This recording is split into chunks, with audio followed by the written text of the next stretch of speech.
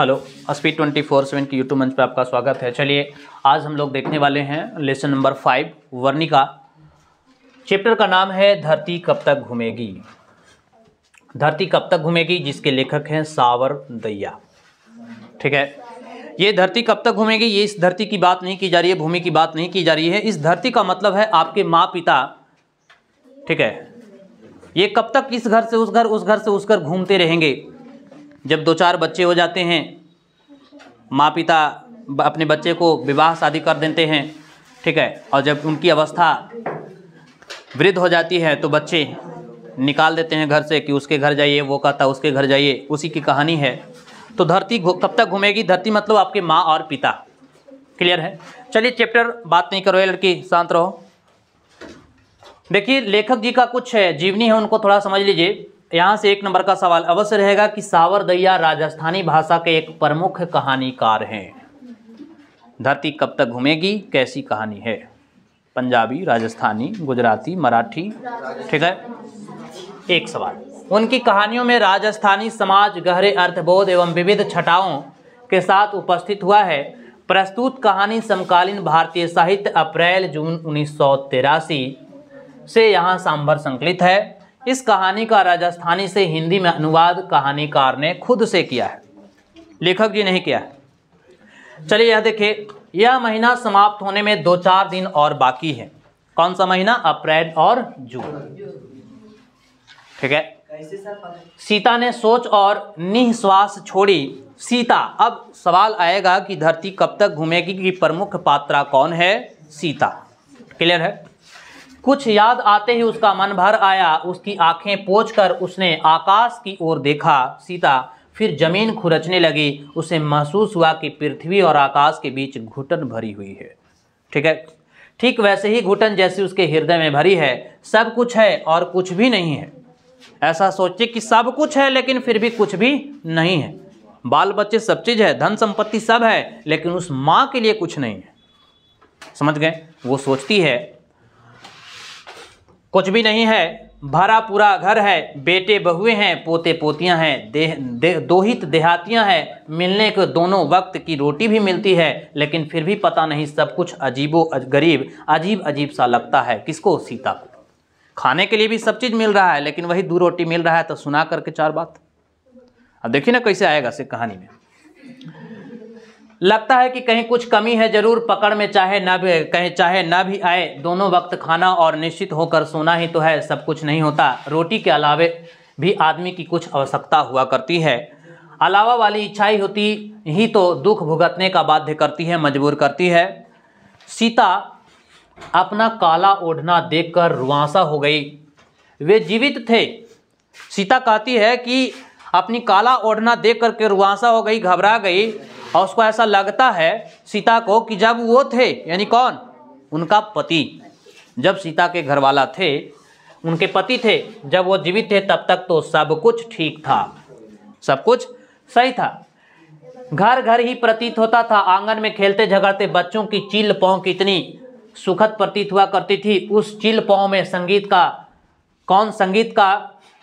कौन सा आनंद आता था। लेकिन अब तो बेचारे बच्चे भी चील पौं नहीं मचाते। ये कब की बातें हो रही है, जब वो थे उनके सीता के पति। अब नहीं हो रहा है। तुम लोग को बार बार बोल रहे हैं लेकिन सुनाई नहीं दे रहा है। यदि कभी मचाते भी हैं तो उनका रिकॉर्ड बजने लगता है। कितनी दफ़ा समझाया है कि वहाँ मत खिलाकर। कभी चील पौं करते भी हैं तो लोग डांटने लगते हैं बच्चे लोगों को। गालियाँ सीखने के अलावा क्या है, किसी को बोलने का शाऊर तो ही नहीं है। शाऊर मतलब ढंग। ठीक है, चाहे जैसे बोलते हैं, नास पीटे कहीं की। एक गाली शब्द का उच्चारण है यहाँ, नास पीटे। सीता सोचती है कि इस घर को क्या हो गया। सीता ऐसी सोचती है कि जब हमारे पति थे तो इस बच्चे जो पोते पोतियां थे, सब लोग आपस में खेलते थे, झगड़ते लड़ते थे, अच्छा लगता था, चील पौं मचाते थे। लेकिन जब से वो मरे तो सारे बेटे जो हैं सब अलग अलग हो गए, और अलग अलग हो गए तो सारे पोते पोतियां सब लोग बिखर गए। वो कोई किसी के दूसरे के घर जाता नहीं है। बच्चे यदि घर के आंगन में नहीं खेलेंगे तो फिर कौन से पड़ोसियों के आंगन में खेलेंगे, ऐसा सीता सोच रही है।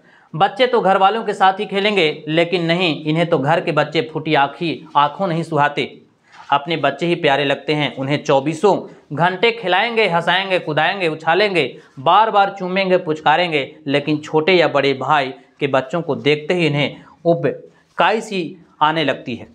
यानी एक दूसरे का जो जिसको गोतिया कहते हैं, उसका बच्चा है, उसका बच्चा है, उसका बच्चा है, एक दूसरे के साथ खेलना देखना पसंद नहीं करते हैं। कौन? उनके जो गार्जियन है बच्चे के। लेकिन दादी को ऐसा लगता है, सीता को, मुंह से चाहे कुछ भी ना कहे लेकिन आंखें तो सब कुछ बता ही देती है। खीर पूरी खाते समय यदि नाली से उठकर कोई कुत्ता थाली के पास आ जाए, उस समय जो क्रोध और घृणा और पता नहीं क्या क्या जो भी आया करती है ना, बस वही सब कुछ इनके चेहरे पर अंकित रहता है सीता के ऊपर। सीता को ऐसा लग रहा है कि मान लीजिए खीर पूरी बना हुआ है और एक कुत्ता जो है नाले से निकल करके अगर उस समय आ जाता है तो उसमें कितना गंदा लगता है, कितना घृणा बदबू आती है। वैसा ही कुछ ऐसा लगता है सीता को महसूस अपने घर में होता है, घुटन सी महसूस होता है। ठीक है, सीता अपने ही बारे में सोचने लगती है, वह कौन है, कि मैं कौन हूँ, मैं कहाँ से आई हूँ, हमारे प्रति इतना अत्याचार क्यों किया जा रहा है, जो कि सब कुछ मेरा है, मेरी संपत्ति है, सब कुछ मेरा है, फिर भी मेरे साथ ऐसा क्यों हो रहा है। कहने को तो इनकी माँ ही है और कहने को तो क्या कह रही है कि मैं तो उनकी माँ ही हूँ, लेकिन माँ और बेटियों के बीच जो आत्मीयता होती है वह कहाँ है, ऐसा लग रहा है। कोई घड़ी भर के लिए भी पास नहीं बैठता सीता के पास, जितने भी उनके बच्चे हैं सीता के। क्या हाल चाल है, तबीयत कैसी है, मन प्रसन्न है या नहीं, किसी वस्तु की आवश्यकता है या नहीं है, क्या पड़ी है, इन्हें ये क्यों पूछे। ये सीता सोच रही है कि बेटा लोग को अब क्या पड़ा है, विवाह शादी हो गया, बाल बच्चा हो गया तो सब अपने में मस्त है, बुढ़िया को कौन पूछता है। ठीक है, दोनों वक्त खाना खिलाते हैं, यह कम है क्या, ऐसा सोच रहे हैं। लेकिन यह दोनों वक्त रोटी खिलाना भी खुशी खुशी कहाँ है। खिलाते भी हैं 2 वक्त की रोटी तो 2-4 ताने मार करके। गले आ पड़ा फर्ज है यह तो, अन्यथा उन तीनों में से इतना कमज़ोर कौन है जो मुझे अपने पास नहीं रख सकता। यानी कि उन तीनों, सीते के कितने बेटे? 3 बेटे। यहाँ से 1 नंबर का सवाल बनेगा। मेरा खर्च उठा नहीं सकता क्या इन तीनों, चाहिए ही क्या मुझे, रोटी ये खाते हैं, रोटी मैं भी खाती हूँ। 5-7 व्यक्तियों के खाने के पीछे एक व्यक्ति का खाना तो ऐसा ही निकल आता। बिल्कुल सही है, आपके घर में 7-8 मेंबर हैं, उनका घर बना है, खाना बनना हुआ रहता है। अगर कोई बाहर से एक व्यक्ति बढ़ जाते हैं तो वो खाना उतनी में मैनेज हो जाता है। तो वही सीता कह रही है कि नित्य नए पकवान मांगू वह बात तो है नहीं, वे रुखी खाए तो मैं कौन सी चुपड़ी हुई चाहती हूँ, लेकिन अभी तो ये चुपड़ी खाए और मुझे रूखी डाले तब भी कुछ बोल नहीं सकती। बोलते ही तानों की बौछार शुरू हो जाती है। अगर बुढ़िया कुछ बोल देती है तो बौछार शुरू हो जाती है ताने, और ताने सुनाने वाले आप लोग समझ रहे हैं। हाँ हम तो भेदभाव रखते हैं। अब ये क्या कह रही है, उनकी जो बहुरियाँ हैं, हाँ हम तो भेदभाव रखते हैं, हम तो चिकनी चुपड़ी पोसाती नहीं, गरीब आदमी हैं, मुश्किल से अपनी गुजर करते हैं। ठीक है, पतोहू लोग कह रही है। लेकिन अब जो आपको 56 भोग खिला सके उन्हीं के पास चली जाओ। लो, अब बहुरिया कह रही है कि हम तो गरीब आदमी हैं, रूखी सूखी खाते हैं, अब जो आपको 56 भोग खिलाता आप उसी के घर चले जाइए। लड़ाई झगड़ा शुरू होने का स्टार्ट यहीं से होता है ना, आप देखिए रहे हो। ठीक है, उनके पास चले जाओ, देखे कितने दिन रोटी खिलाते हैं, देखे कितने दिन। क्या बेटा कोई ऐसा बोलता है? जब भी बोलेगा तो बहुरिया नहीं बोलती है। अब एक खनी ऐसा मंत्र सुंघा देती है ना कि इन लोग भी फिदा हो जाता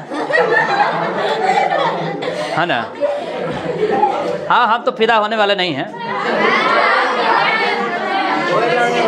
पता होना चाहिए कि 2-4-10 दिन के बाद थोपियाबो करते हैं जरूरत के अनुसार, और चाहिए भी, नहीं तो फिर यहाँ आ जाएगी। ठीक है, वे अमीर हैं तो अपने घर के होंगे, और क्या कह रही है कि वे अमीर हैं तो अपने घर के होंगे। उनकी अमीरी हमारे किस काम आने वाली है, हमारे तो हमारी भूख ही काम आएगी। और क्या कह रही है कि उनकी अमीरी है, गोतनी के बारे में बोल रही है कि उनकी अमीरी उनके काम आएगा, हमको कौन काम देने वाला है।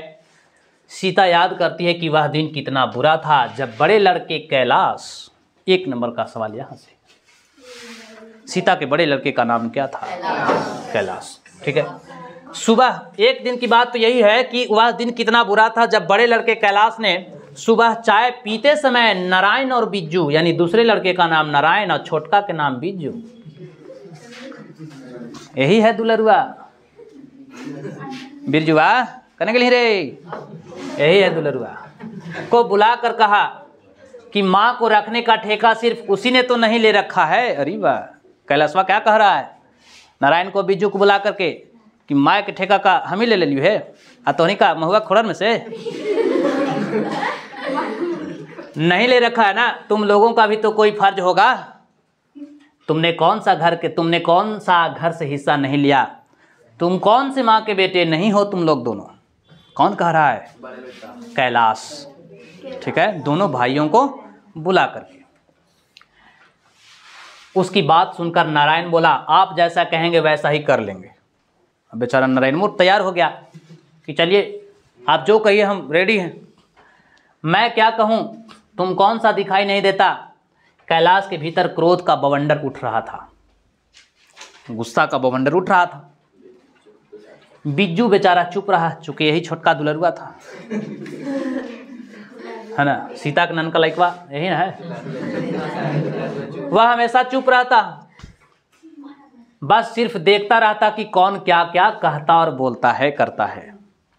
और सीता वह अर्ध विक्षिप्त सी देख रही थी। देखें अब क्या होता है। एक माँ 3 बेटे और 2 वक्त की रोटी। एक माँ 3 बेटे और 2 वक्त की, एक सुबह और एक शाम। सोची जब माँ एक थी, जब 3 बच्चे थे तो सबको पाल पोस ली, सबको अच्छे से खिला पिलाई, लाड प्यार करके। उस समय कभी माँ को कष्ट नहीं हुआ। और जब माँ उस अवस्था में पहुँच गई है तो 3 बेटे, एक माँ 2 वक्त की रोटी भारी पड़ रहा है।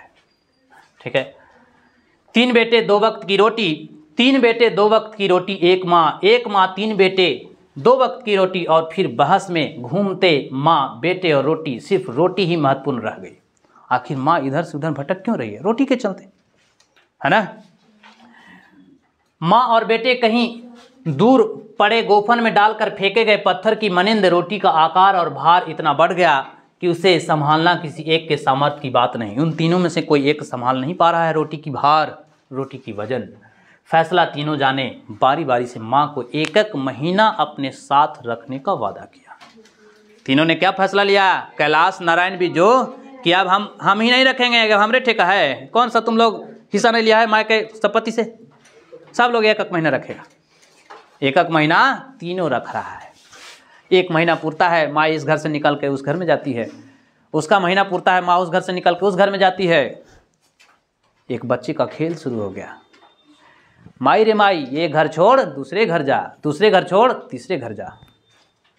समझ गए? क्या यही हो रही है?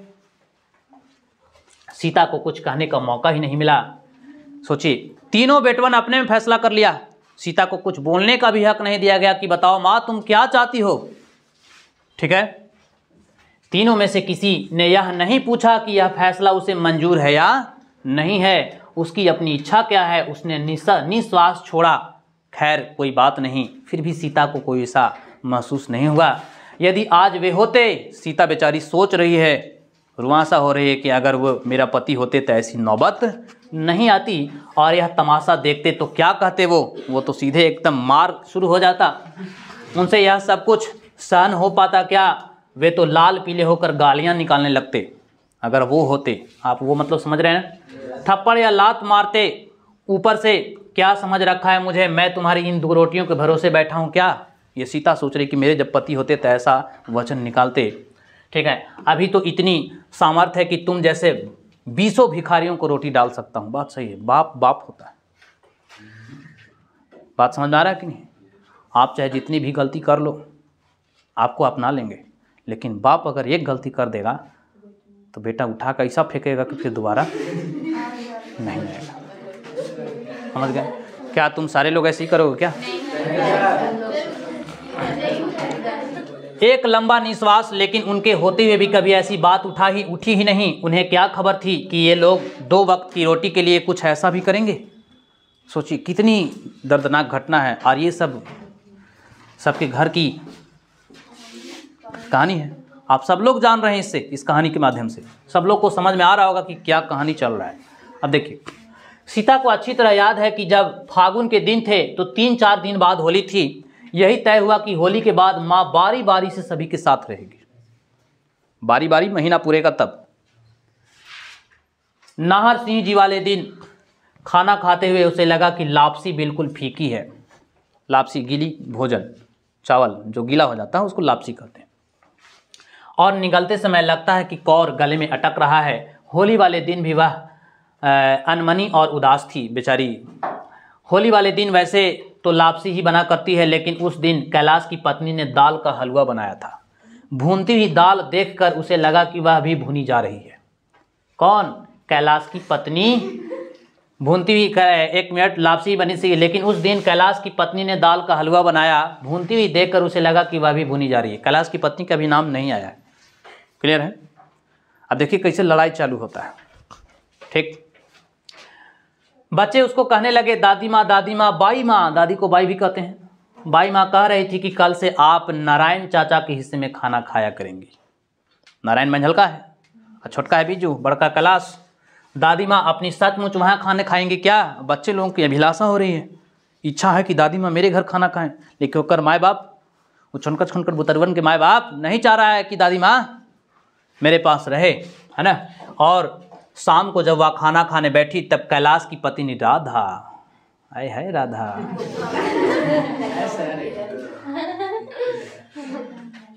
देख लो कितना, ये राधा नाम कितना है लेकिन काम है चुड़ैल जैसा। दाल का हलवा आप ही के लिए बनाए हैं। अरे बाप रे बाप। केकर पत्नी? कैलाश। लेकिन बुढ़िया है किधर? मंझलका के दिन नारायण के घर न है। अब ये जो है राधवा जो है से ताना मार रही है बुढ़िया के कि हम हलवा के जो दाल का जो हलवा बनाए हैं वो आप ही के लिए है। अब बताइए, खा रही है बुढ़िया नारायण की तरफ, और कैलाश की पत्नी अगर ताना मारेगी तो नारायण के भौरिया को नहीं लगेगा, और नारायण की पत्नी को लगेगा ना बुरा। तो वही हाल यहाँ है। खूब पेट भर खाना। वह सोचने लगी कि दाल का हलवा हो या रूखी रोटी, खाने के लिए बैठने के बाद तो पेट का गड्ढा भरना ही पड़ता है। रुचि हो तो 2 कौर ज़्यादा, अन्यथा 4 कौर कम, यही होता है। उसने सोचा आज के बाद यहाँ से मेरी रवानगी होनी है, मतलब दूसरे घर जाना है। कल नारायण के हिस्से में खाना पीना, यानी लास्ट दिन था कैलाश के, लास्ट। अभी मंजली के घर जाना है सीता को, लेकिन लास्ट दिन था बड़े बेटे के घर, उसके दिन से वहाँ जाना था मंजली के घर। फिर यहाँ के पानी में भी साझा नहीं रहेगा क्या, ऐसा सीता सोच रही है। यानी पहले दिन आपसे सवाल पूछेगा कि सीता पहले मंथ में किसके घर में रही थी, यानी कैलाश, और कैलाश की पत्नी का नाम राधा। बच्चों के पास आना जाना भी बंद हो जाएगा क्या, ऐसा सीता सोच रही है। लेकिन कहती है नहीं, यह बात नहीं हो सकती है। बच्चे के पास आना जाना कैसे छूट सकता है? एक बात मान लीजिएगा, माँ बाप चाहे जितना भी बुरा हो जाए अपनी सास से या ससुर से, जो महिलाएं होती है, लेकिन उनका बाल बच्चा यानी कि दादा और पोती का या दादा और पोता का जो रिलेशन होता है ना, एक अजीबो गरीब रिलेशन होता है। कितनों मार लीजिए पीट लीजिए, लेकिन भाग के दादे दादी के पास आता है। दही वाली में गम्मा कहानी याद होगा। एक के बाद दूसरे और दूसरे के बाद तीसरे के हिस्से में वह लुढ़कने लगी। कौन? सीता। कभी इस घर से उस घर, उस घर से उस घर। कैलाश के हिस्से से नारायण के हिस्से में, और नारायण के हिस्से से बिरजू के हिस्से में। वहाँ बिरजू था, यहाँ बिरजू था, तो बिरजू या बिरजू कन्फ्यूजन नहीं होना है। हिस्सा बदलते ही बच्चे खुशी होकर उसके पास आते और कहते दादी जी कल से आप हमारे घर खाना खाएंगी। बच्चे खुश हो जाते, हम साथ ही साथ खाना खाएंगे, एक ही थाली में, ठीक है ना दादी जी। अब बच्चे लोग काफ़ी थोड़ा सा होते हैं, वह रुआंसी हो जाती है, उनका मन जो है क्रोध हो जाता है, मतलब दुखी हो जाता है। इन नासमझ बच्चों को भी पता चल गया, यानी उस सारे बच्चे को भी पता चल गया कि दादी जो है अब बारी बारी से खाना खाती है। ठीक है, वह बारी बारी से खाना खाती है, 1 महीने से 1 दिन भी अधिक नहीं रखता कोई। अरे इसे कैसे रिचार्ज वाला होता है। 28 जैसे 29 हुआ तो आउटगोइंग बंद, इनकमिंग बंद, ये वाला चालू है। 2 दिन पहले ही से आपकी प्लान की वैधता 3 दिनों में समाप्त हो जाएगी। ठीक है, महीना होते ही टिकट कटवाओ, किसको? बुढ़िया को। ठीक है, अब 2 महीने के लिए आफत टली, यह सोचते होंगे। अब एक के घर से जाएगी तो 2 महीना के बाद ना आएगा पारी। अजीबो गरीब माहौल है। शाम होते ही बच्चे शराबगियों के पाटे पर खेलते, वे जब कभी माई माई रोटी दे वाला खेल खेलते, तब उसे महसूस होता कि यह कहानी आज भी 100% सही है, 100% सही है। माई रे माई रोटी दे, ये घर छोड़ दूसरी घर जा, यही कहानी दिख रहा है ना। बच्चों में से एक जना भिखारिन बनकर, देखिए खेल का उच्चारण है यहाँ पे, बच्चों में से एक जना भिखारी बनकर बारी बारी से दूसरों के पास जाकर के एक ही बात कहता, माई रे माई रोटी दे, तो दूसरे से उत्तर मिलता, ये घर छोड़ दूसरे घर जा। और सीता के साथ कुछ ऐसा ही हो रहा है। उसे उत्तर मिलता, यह घर छोड़ दूसरे घर जा। वह सोचती, बिल्कुल यही स्थिति मेरी है। कौन सोच रही है? सीता। मैं भी इस भिखारिन जैसी ही हूँ। सोचने वाली बात, कितना विचित्र सा लग रहा है ना। महीना होते ही बेटा कह देता, माँ यह घर छोड़ दूसरे घर जा, और माँ रवाना हो जाती हूँ आगे वाले घर के लिए। वहाँ भी महीना पूरा होते ही वही आदेश सुनाई देता, यह घर छोड़ और दूसरे घर जा। ऐसा होता है कि नहीं? यह घर छोड़ दूसरे घर, और वह दूसरा घर छोड़ अगले वाले घर जाते जाते जैसे 5 वर्ष बीत गए। 5 वर्ष मतलब 5 वर्ष बीत गए। ठीक है, ये 5 वर्ष भी सुख चैन से बीते हो ऐसा कहाँ मालूम होता है। इन 5 वर्षों में भी 25 दफ़ा झगड़े हुए। ए लड़का, बात नहीं, यहाँ ध्यान दो। जो कहानी सुनिएगा वही कहानी ऑब्जेक्टिव वहाँ काम आएगा। इस 5 वर्ष में 25 दफ़ा जो है से झगड़ा हुए होंगे। बीजों के हिस्से में थी तब नारायण की पत्री भवरी।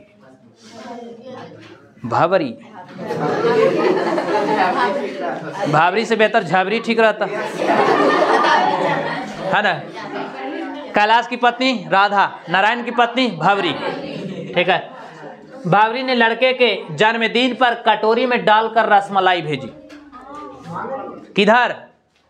नारायण की पत्नी भावरी ने लड़के के जन्मदिन पर कटोरी में डालकर रसमलाई भेजी। यानी कि कहाँ है? बीजू के हिस्से में अब है।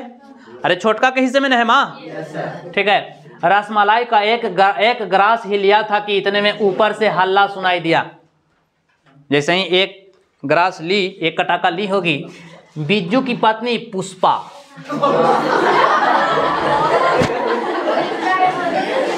पुष्पा साला झुकेगा नहीं, है ना। बिज्जू की पत्नी पुष्पा बोल रही थी, अरे ध्यान सुनिए।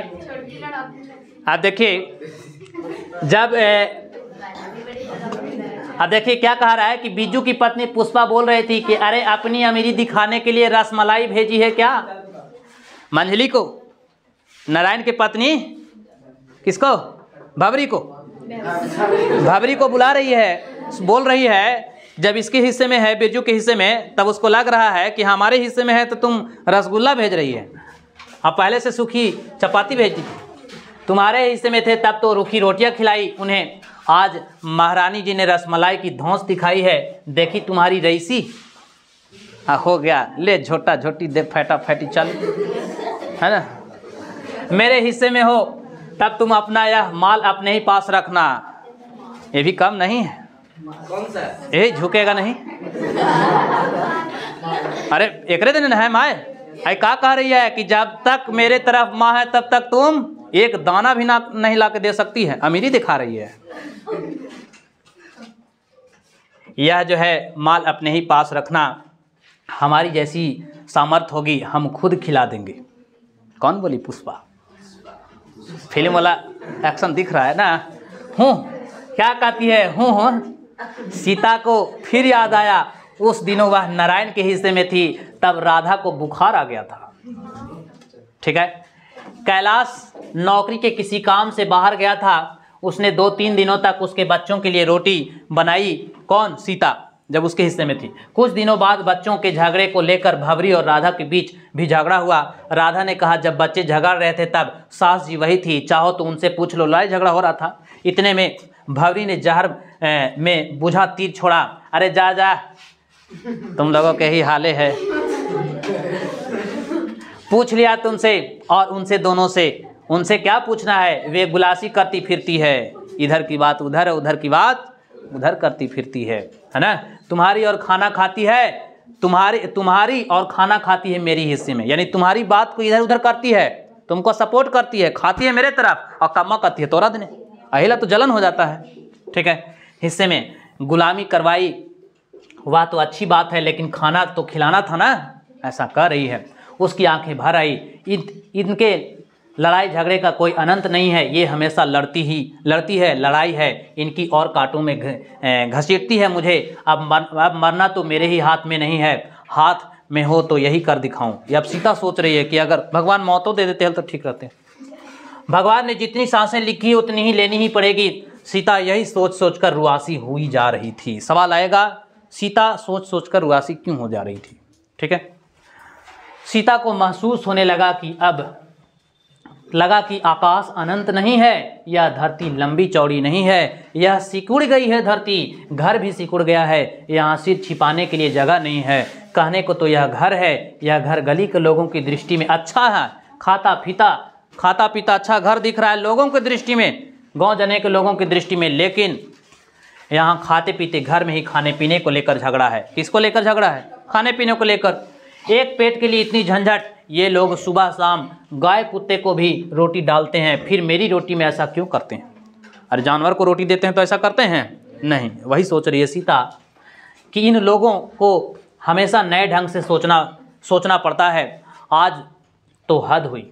कैलाश ने कहा, यह बात अच्छी नहीं लगती माँ कि महीने में इधर उधर तुम लुढ़कती रहो। अब कुछ विचार अलग, ठीक है। मेरे ख्याल से यह ठीक रहेगा कि हम तीनों ही माँ को 50-50 रुपये हर महीने देंगे। लो, अब बुढ़िया अपने से बर्तन मलेगी, है ना, और बना करके खाएगी, ठीक है। दिया करेंगे। माँ के लिए 150 रुपये काफ़ी है। 1 नंबर का सवाल यहाँ से बनेगा, कितने कितने रुपए देने का वादा किया था। चाय तो हम पिलाते ही हैं, आगे भी पिलाते रहेंगे। बाकी रही रोटी, वह अपने पकाएगी और अपने खाएगी। सोच लीजिए, समझ रहे हो ना विनोद? नारायण ने कहा, जैसी आपकी मर्जी। लो, नारायण क्या कह रहा है कि जैसी आपकी मर्जी, मुझे तो मंजूर है। मंझल को सपोर्ट कर रहा है कि हाँ भैया ठीक है, ये घरवा से वो घरवा से तो बढ़िया ना कि अपन बनाते खाते। आज तो बिज्जू भी चुप नहीं रहा, जो दुलरगो था वो भी नहीं चुप रहा। ओहो कहा, बोला कि इधर उधर लुढ़कने से तो अच्छा ही है। लो, ननको नालायक निकल गया। अरे छोटको छौड़ा था वो भी नालायक, है ना। अपनी जगह पड़ी तो रहेगी, और का कह दिया कि अपनी जगह पड़ी तो ही रहेगी। इतनी बात होने के बाद कमरे में मौन। तिछने कीलों का खेत उग आया। इधर उधर जो है हिलते कीले चुभती, सभी यथावत बैठे रहे। थोड़ी देर बाद कीले ठुका स्वर शुरू हुआ। माँ को पूछ तो लेते। माँ ऐसा सोच रही कि हमसे लोग क्यों नहीं पूछ रहा है। वह बिज्जू की आवाज़ थी, ठीक है। बिज्जू ठक ठक ठक ठक कर रहा है। माँ सोच रही है, माँ आजकल किसी की बात के लिए ना नहीं कहती, उसकी बल से कुछ भी हो चाहे। मूल बात तो अपने जचने की ही है। अब सीता ने यह सुना तब वह कुछ नहीं बोली। बारी बारी से तीनों बेटों की ओर निराहने लगी। उसकी आंखों के आगे अंधेरा सा छा गया। सीता, मगर रोने की आवाज़ होठों से बाहर बेचारी की नहीं निकल रही थी। सिसकियां अंदर ही अंदर घुट घुट के रह रही थी सीता, लेकिन बाहर नहीं निकल रहा था। हृदय का एक टुकड़ा रो रहा था, उसके भीतर आंसुओं का समुद्र भर गया था। सीता सोचने लगी कि यहाँ रोटी खाती हूँ तो कौन सी मुफ्त में खाती हूँ, रोटी के अलावे कुछ काम वगैरह भी तो कर देती हूँ, उसके बच्चे को भी तो देखभाल कर लेती हूँ, कौन सा मैं मुफ्त में खाती हूँ, ठीक है। इसके बच्चों को देखभाल करती हूँ, जैसे बन पड़ते हैं 2-4 बर्तन भी साफ करती हूँ। कौन से हाथ घिसने हैं मेरे, कौन से हाथ घिसते हैं नहीं है मेरे, लेकिन ये 50-50 रुपये इस काम की मजदूरी दे रहे हैं क्या। सोच लीजिए, इस कहानी के माध्यम से आपको कुछ सीख मिल रहा होगा। जब मुझे मजदूरी ही करनी है तो कहीं और कर लूँगी। बात सही है। अब बेचारी को 50-50 रुपया देना ही है और उसको लेना ही है, तो कहीं कमा के खा लेगी। कहीं भी दुनिया में काम की कौन सी कमी है, और नहीं तो किसी के घर बर्तन भांडे ही साफ करके रोटी खा लूँगी। सवाल तो रोटी का ही है ना, ठीक है। अगले दिन सीता ने अपने 2-4 पूर्व पल्लों की गठरी बांधी और अंधेरे ही अंधेरे में घर से निकल गई। बेचारी सुबह ही नहीं हुआ और भोर में ही बुढ़िया घर से निकल गई, कुछ गठरी मुठरी ले करके। सोची कैसा जमाना है, और ये सबके घर में होता ही है। ठीक है, से निकल गई। इस समय उसकी आंखों के आगे न तो अंधेरा था और न ही उसे धरती और आकाश के बीच घुटन हुई। बेचारी बुढ़िया निकल पड़ी। आज आकाश अनंत था, धरती बहुत ही बड़ी थी, वह रास्ता बहुत ही चौड़ा था जिस पर वह रवाना हुई थी। और सबसे बड़ी बात यह थी कि उसके चारों ओर खुली हवा थी। बेचारी बुढ़िया मुक्त हो गई, अपने घर को छोड़कर चली गई। और ये इसी के साथ आपका लेसन भी समाप्त हुआ। ठीक है,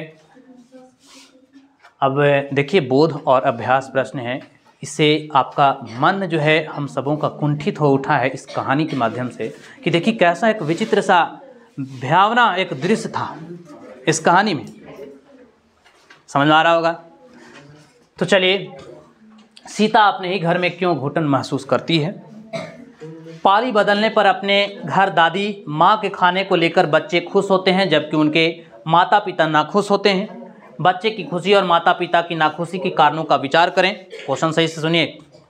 इस समय उसकी आंखों के आगे न तो अंधेरा था और न ही उसे धरती और आकाश के बीच घुटन हुई। सप्रसंग व्याख्या करें। सीता का चरित्र चित्रण करें। कहानी की शीर्षक की सार्थकता स्पष्ट करें और कहानी का सारांश प्रस्तुत करें। इस प्रश्न को आप बना करके लेके आएंगे। क्लियर है। और ये वर्णिका भाग 1 जो है वो आपका समाप्त होता है। हम लोग नेक्स्ट वीडियो में मिलेंगे। गोधूली भाग 2 की कहानी अब स्टार्ट होगी और हम लोग सही तरीके से पढ़ेंगे। कहानी आपको कैसी लगी, आप एक लाइक बटन दबा करके कमेंट बॉक्स में जवाब जरूर देंगे कि ये कहानी कैसी रही। और आप सभी लोग अपने आप में एक समर्पित ले लें, चाहे जो भी करना हो, लेकिन ऐसा काम इन तीनों नालायकों के जैसा काम नहीं करेंगे। समझ गए। चलिए मिलते हैं हम लोग नेक्स्ट पार्ट में।